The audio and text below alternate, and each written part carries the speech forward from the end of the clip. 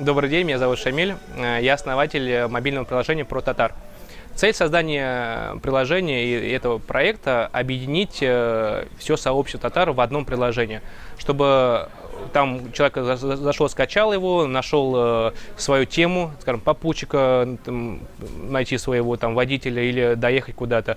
Плюс там новостная лента большая, там можно найти работу, там можно бизнес-идеи написать и много-много всего. Заходите, скачивайте, регистрируйтесь, пользуйтесь. Всем привет, меня зовут Рушан, я дизайнер приложения ProTatar. Цель нашего приложения была создать такое приложение, чтобы в нем объединилось все сообщество татар со всего мира. Но это в будущем.